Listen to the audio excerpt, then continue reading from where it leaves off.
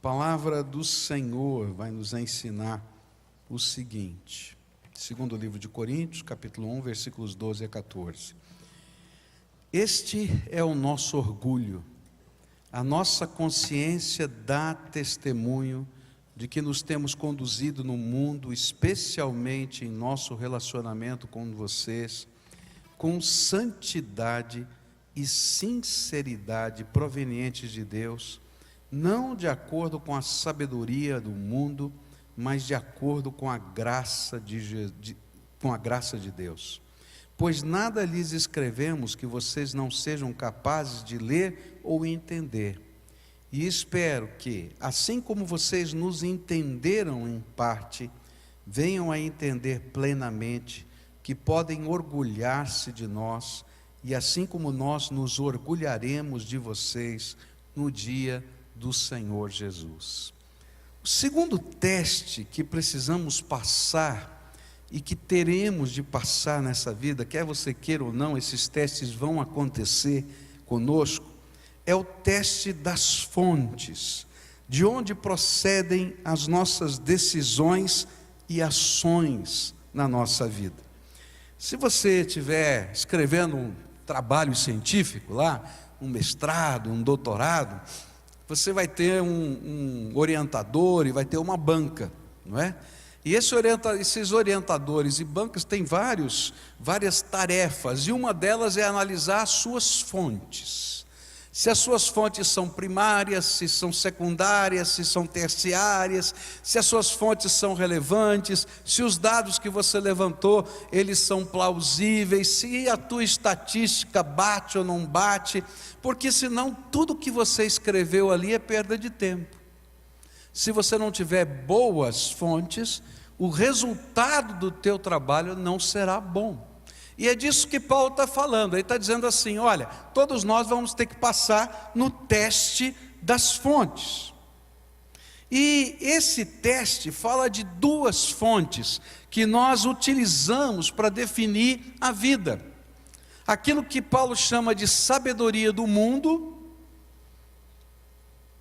e aquilo que Paulo também chama de graça de Deus. E ele está aqui mexendo, não é? Nessa questão, qual é a fonte de onde você tira os valores da sua vida? A sabedoria desse mundo, o senso comum, as opiniões, as filosofias, ou aquilo que veio da fonte eterna que é o Deus vivo. Essa semana eu estava meditando para mim mesmo, não é? No primeiro livro de Samuel, e descobri que Samuel não passou no teste das fontes. A palavra de Deus diz que Saul não tinha passado no teste das fontes.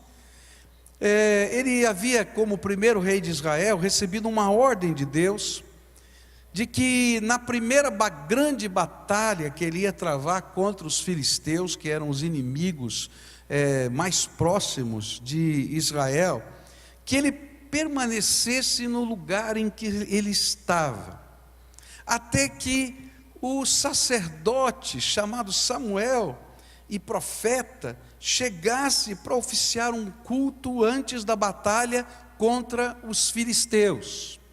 E a fonte era a ordem de Deus. Olha, Saul, você tem uma batalha, tá? A batalha vai ser difícil, mas antes de você ir para a guerra, você aguarda aí, que Samuel vai chegar, vocês vão celebrar um culto, não é? Vão buscar a minha face, e eu vou abençoar vocês nessa batalha. Bem, o que aconteceu é que as coisas ficaram difíceis. Sempre que uma porta se abre, aparecem gigantes, pode ter certeza. E não foi diferente com Saul. Saul conseguiu reunir um exército de 3.000 homens. 2.000 estavam do lado do rei, e 1.000 tinham ido para a frente de batalha avançada. E o que aconteceu é que os 1.000 que estavam na frente de batalha avançada, estavam aguardando o reforço das tropas do rei. E o rei tinha recebido essa ordem: permaneçam aqui até Samuel chegar, fazer o culto, eu vou abençoar vocês, e vocês vão. Agora se coloca nessa posição, na posição do rei. Ele recebe notícias que todos os 1000 soldados que estavam na frente de batalha, eles estavam enfrentando um exército muito maior. A Bíblia não diz exatamente quantas pessoas tinham, só diz que nos carros de guerra, lembra aquelas bigas antigas, não é? Eles tinham 6.000 condutores, eram 2 por biga, então tinham 3.000 bigas, fora toda a infantaria. Então com certeza tinha mais de 10.000 pessoas, e lá na frente de batalha tinha 1.000, e só mais 2.000 com o rei. E os 1.000, quando olharam aquele monte lá no exército, olha, cada um se enfiou num buraco, literalmente. A Bíblia diz que eles se esconderam nas cavernas, cavaram um buraco, se esconderam, a ponto de virar piada, e o povo dizer, o povo de Israel agora se intocou, ficou lá no meio dos buracos, e assim por diante. E enquanto ele estava esperando o culto acontecer, Samuel estava atrasado, não chegava. E à medida que chegavam as notícias do fronte, os 2.000 que estavam com o rei começaram a ir embora. Foram embora. Saiu escondido, desertavam, saíam ali por fora. E quando Saul contou o seu exército, só tinha 600. 1.400 tinham ido embora. E aí ele pensou assim, eu sou o líder. O que eu vou fazer? Vou continuar esperando? Vou fazer o culto, Senhor Samuel, porque ele está atrasado? Vou para a batalha antes que não sobre ninguém? O que eu vou fazer? É interessante porque quando eu olho para essa cena e me coloco na posição desse homem, eu tenho certeza que a sabedoria humana diz que um líder não pode ficar em compasso de espera. Ele precisa mover o seu povo a um futuro melhor, antes que a esperança desvaneça. Mas a graça nos ensina que a vitória é do Senhor, e que fé e obediência sempre precisam andar juntos. Você pode imaginar o dilema de Saul? Agora vamos falar baixinho aqui, tá? Não conta para ninguém não, mas o que é que você faria se estivesse no lugar de Saul? Para pensar. Não é fácil passar no teste das fontes, assim como não é fácil passar no teste da consciência. Por quê? Porque o teste das fontes envolve a minha fé diante de uma realidade concreta que eu estou vivendo. E toda vez que você tiver que colocar a sua fé em prática diante de uma realidade concreta, desafiante, pode ter certeza que você está passando pelo teste das fontes. Sabe o que Saul fez? Saul tentou fazer as duas coisas ao mesmo tempo. E é interessante porque eu acho que Saul fez o que a maioria de nós faríamos. Ele tentou conciliar aquilo que era a fonte da graça com a fonte da sabedoria humana, mas não funciona assim no reino de Deus. Não dá para a gente fazer uma misturança toda. E ele disse assim, olha, Samuel está atrasado, nós precisamos da bênção de Deus, porque com 1.000 soldados espalhados, os 600 que ficaram, contra quase 10.000, nós já perdemos a batalha. Então eu vou fazer o seguinte, eu vou fazer o culto. Mas Deus tinha falado para ele que não era ele que devia fazer o culto, que quem devia fazer o culto era o profeta que viria trazer a bênção de Deus para ele. E ele faz o culto, e quando ele está se preparando para ir para a guerra, Samuel chega. E aí, como profeta de Deus, ele diz assim: Saul, o que você fez? O que você fez? E olha só o veredito de Deus que o profeta vai colocar diante do rei. 1 Samuel 13, versículos 13 e 14. Disse Samuel: você agiu como tolo, desobedecendo ao mandamento que o Senhor, o seu Deus, lhe deu. Se você tivesse obedecido, Ele teria estabelecido para sempre o seu reinado sobre Israel. Mas agora, o seu reinado não permanecerá. O Senhor procurou um homem segundo o seu coração e o designou líder de seu povo, pois você não obedeceu ao mandamento do Senhor. É interessante que esse rei, ele vai reinar por mais de 40 anos. Mas a dinastia de Saul acabou. E Deus vai escolher um menino que não é perfeito, que tem muitos defeitos, mas que tinha uma qualidade. A qualidade era ser segundo o coração de Deus.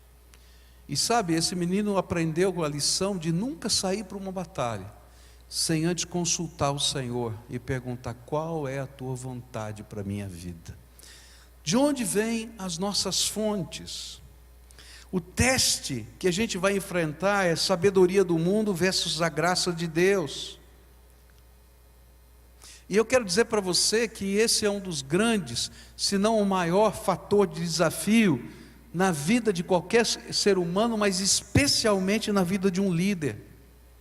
Porque há uma expectativa das pessoas que nos pressiona. Há compêndios e compêndios a darem a você o melhor caminho a seguir, mas às vezes a ordem de Deus não concorda com os compêndios. E ainda que seja escrita na palavra dele essas ordens, muitas vezes essas ordens são vistas como uma interpretação subjetiva e não como uma construção objetiva dos nossos valores. E por isso, o teste das fontes nos faz às vezes ficar sozinhos, com uma voz profética solitária. Mas sabe qual é a grande bênção? É que quando somos capazes de viver na dimensão da graça, vemos o poder e a sabedoria de Deus diante de nós. E as coisas imponderáveis do Senhor começam a acontecer na nossa vida. Olha só como a palavra de Deus trata desse assunto. O apóstolo Paulo, em 1 Coríntios capítulo 1, versículos 18 a 25, ele vai dizer assim: certamente a palavra da cruz é loucura para os que se perdem, mas para nós que somos salvos, poder de Deus. Pois está escrito: destruirei a sabedoria dos sábios e aniquilarei a inteligência dos instruídos. Onde está o sábio? Onde o escriba? Onde o inquiridor deste século? Porventura não tornou Deus louca a sabedoria do mundo? Visto como na sabedoria de Deus o mundo não o conheceu por sua própria sabedoria, aprove a Deus salvar os que creem pela loucura da pregação. Porque tanto os judeus pedem sinais, como os gregos buscam sabedoria. Mas nós pregamos a Cristo crucificado, escândalo para os judeus, loucura para os gentios. Mas para os que foram chamados, tanto judeus como gregos, pregamos a Cristo, poder de Deus, sabedoria de Deus. Porque a loucura de Deus é mais sábia do que os homens, e a fraqueza de Deus é mais forte do que os homens. O que a Bíblia está dizendo é o seguinte: não é que eu não devo ter sabedoria, que eu não devo estudar, que eu não devo me formar. Não, você pode estudar tudo, deve estudar tudo, mas olha qual é o filtro que você vai pôr, qual é o óculos que você vai pôr para interpretar aquilo que você está lendo, está estudando, está conhecendo. Porque se for a graça de Deus, pode ter certeza, a bênção de Deus estará sobre você. Agora, se o teu filtro for a filosofia, foram os pensamentos humanos, for o senso comum, você vai dar trombada nessa vida e não vai passar do teste das fontes. É isso que a Bíblia está ensinando. E é muito sutil esse processo, como as coisas acontecem, porque as decisões terão de acontecer em tempo real. Às vezes não dá para a gente confabular por meses ou anos para tomar uma decisão, é em tempo real. Por isso a minha fonte tem que estar muito clara: Jesus é o divisor de águas da minha vida. E queridos, isso vale para a teologia, vale para a sociologia, vale para a psicologia, vale para a ciência médica, vale para qualquer coisa que você faça. Você vai olhar para tudo isso e vai dizer: de onde vem a fonte? Você vai educar os seus filhos, de onde vem a fonte? Você vai ser um líder lá no seu comércio, de onde vem a fonte? De onde eu estou tirando a visão de vida, os valores de vida? E você vai passar por testes, muitos testes. Eu ouvi um testemunho muito interessante. Nós estávamos num encontro, e nesse encontro tinham vários empresários cristãos, e um deles estava comigo, a gente fez uma amizade muito gostosa, e ele contando a história dele, dizendo que a família dele é do ramo, não é? De madeireiras, durante muitos anos trabalhou com isso, e então ele preparou todo um projeto sustentável, que daria condição da empresa dele trabalhar por 70 anos, num processo de reflorestamento, plantio, replantio, retirada da madeira e assim por diante. 70 anos. E aí ele montou toda a indústria, começou a trabalhar, e ele precisava das liberações, né, dos órgãos. E aí a corrupção do Brasil chegou lá. Na verdade já estava lá há muito tempo. E aí ele teve que tomar uma decisão horrível, porque envolvia a pressão de toda a família, porque ele era o gestor de bens de família. Fechar a madeireira, vender os equipamentos, pagar todos os funcionários ou se corromper. E todo mundo dizia para ele assim: olha, querido, você é crente, maravilha, servo de Deus, mas aqui nesse lugar não funciona assim. Ou você molha a mão do fiscal, ou não tem jeito. Você vai perder a tua indústria. E aí é que a gente vai ter que lutar com as nossas fontes. Quais são os valores? E eu quero dizer para você que valor custa caro. E então ele reuniu a família e disse assim: eu não consigo me corromper. Fechou tudo, despediu todos os empregados, perdeu tudo que era o negócio da família, montaram outro negócio com o que conseguiram amealhar, e Deus os está abençoando desse outro negócio. Ele disse assim: o projeto está lá, um dia Deus vai me permitir voltar para fazer aquele projeto, mas eu não vou corromper a minha alma por causa disso. Por quê? Porque tem a ver com as fontes.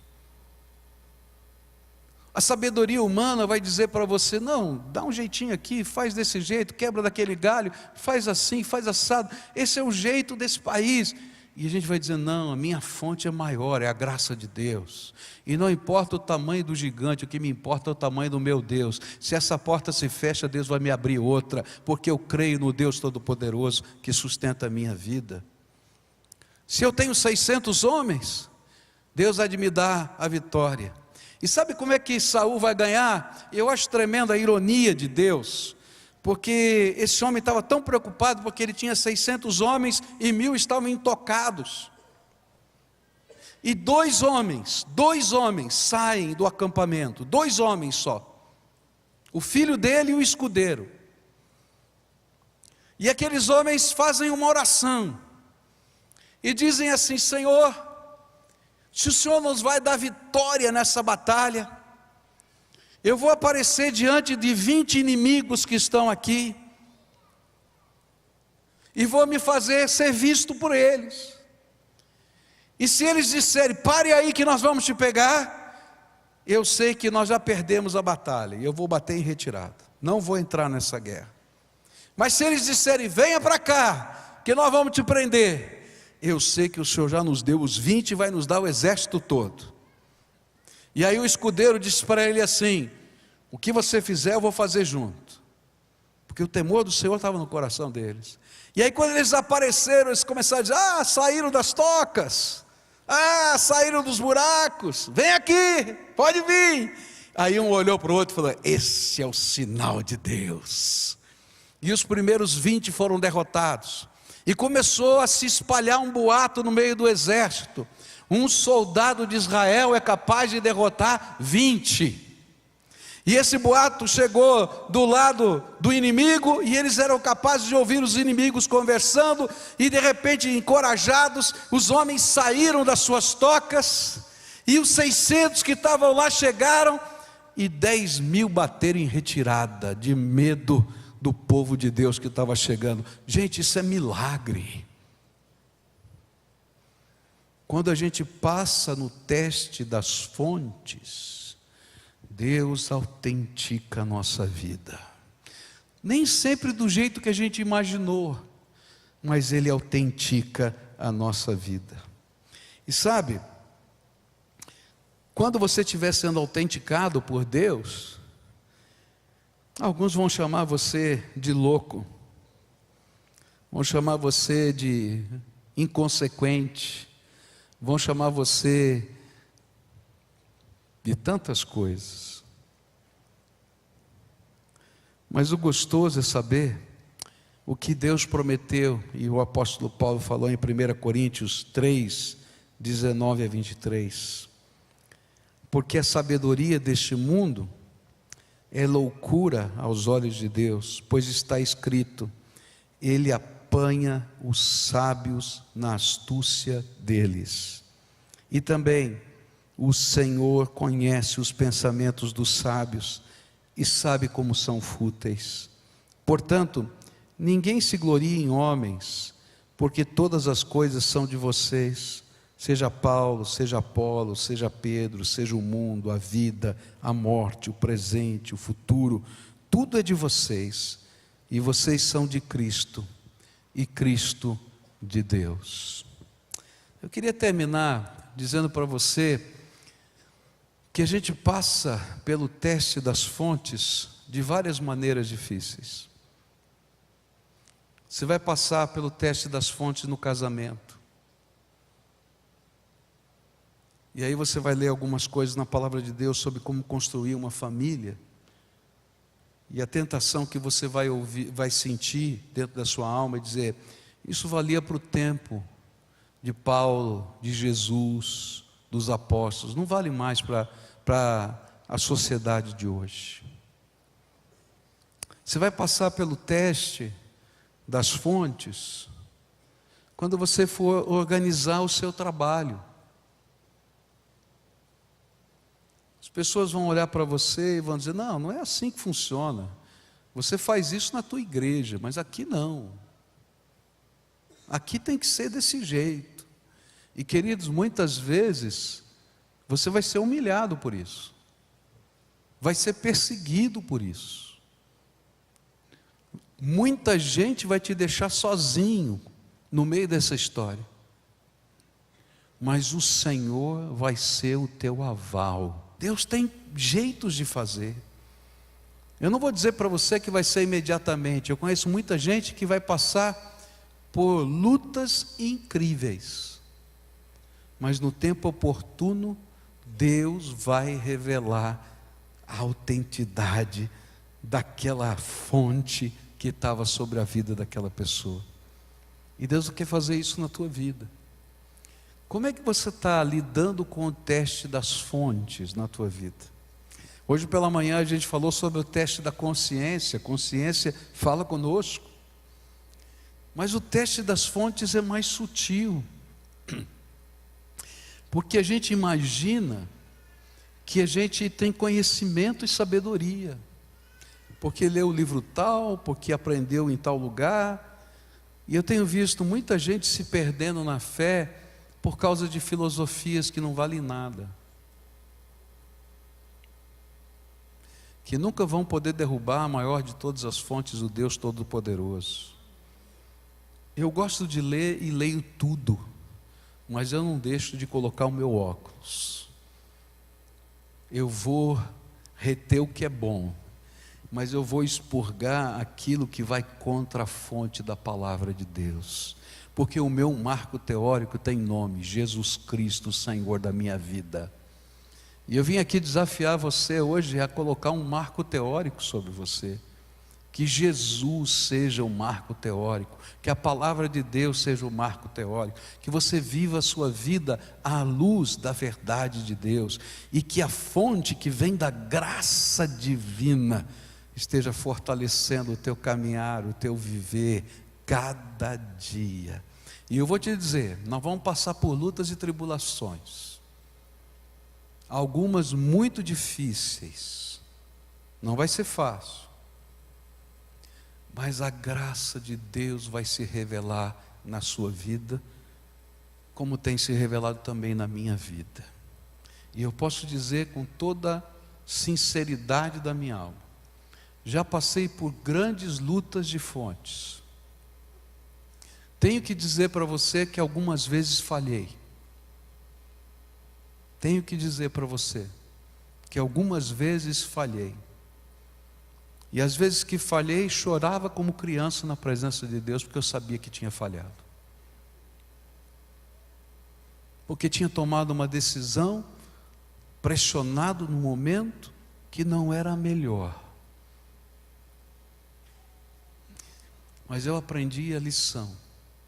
E eu quero dizer para você que de toda a minha alma, eu quero ouvir e viver a única fonte que eu sei que é verdade absoluta, palavra de Deus para a minha vida. E quero desafiar você a viver nessa batalha das fontes que a gente enfrenta todo dia, um teste, todo dia. Você sai de casa, tem um teste. Que você viva vitorioso, colocando Jesus como Senhor da sua vida.